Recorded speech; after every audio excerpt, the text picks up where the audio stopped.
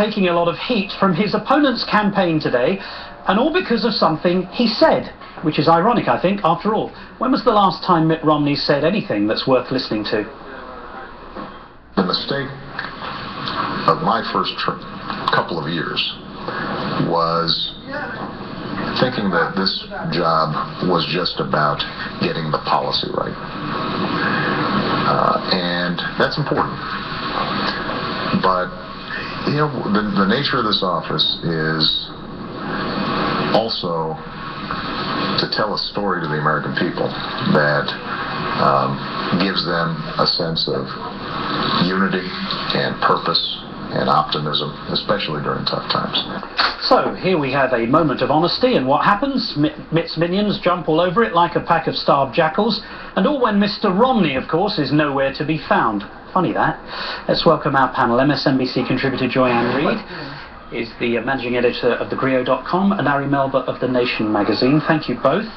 Joy, if I can start with you. Sorry for calling you Joy-Ann. No, it's a bad habit. You happy with both? That's great. Thank you. What was so horrible and horrific about that statement by the president? Oh, the honesty. You don't do that in politics. What is he thinking? Doesn't he understand the job? No, I mean, the thing is that it is actually true. And when you talk to the Obama administration people, off the record or on, they'll say the same thing.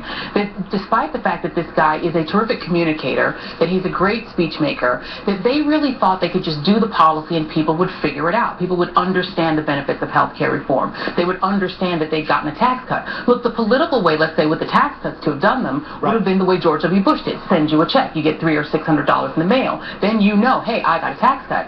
They did it through the tax code, which is actually better economic policy because people tend to spend that then through to their normal expenses. But guess what? They didn't realize. And they didn't pay attention to it. Ari, I'd like to show you the rest of what the president said on this particular topic. Take a listen to this. It's funny, when I ran, everybody said, well, he can give a great speech, but can he actually, manage the job? And then in my first 2 years, I think the notion was, well, he's been juggling and managing a lot of stuff, but, where's the story that tells us where he's going? Ari, not being from this country, I'm having a hard time understanding what's so horrific about that. I mean, I thought having someone who's reflective, who's thoughtful, who's pensive, is actually an asset for a position like president, but clearly not. I think it is. I think partly he has to give an answer that doesn't self-indict the core of his policies. So there's that game aspect. But I also think this is true. Storytelling isn't just about quote-unquote narrative, the way we discuss in politics. It also can be about organizing. And, the Obama campaign had as an advisor a guy named Marshall Gans, who did work with Cesar Chavez and basically labor organizing in the 60s and 70s. And one of the things they do in that format is you get people together in a room and you say, why are you here? What's your story? And they don't mean, why are you concerned about climate change or what are your checkbox issues? They mean, what brought you here? Why do you care about this? And everyone remembers the president's More Perfect Union speech when he talked about a story that emerged on the trail of an older African-American man who said, I'm here because of Ashley. Yes. And Ashley was that young woman who happened to be white, who happened to be an organizer, but it wasn't about race and it wasn't about politics.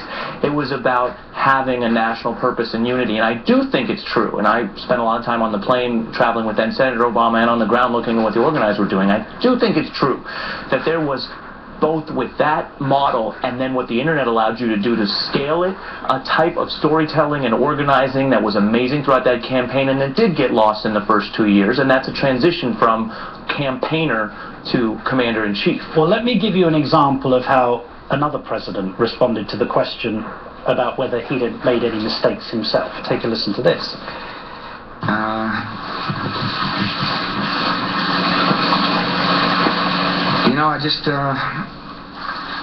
I'm sure something will pop in my head here in the midst of this press conference, all the pressure of trying to come up with an answer, but it hadn't yet.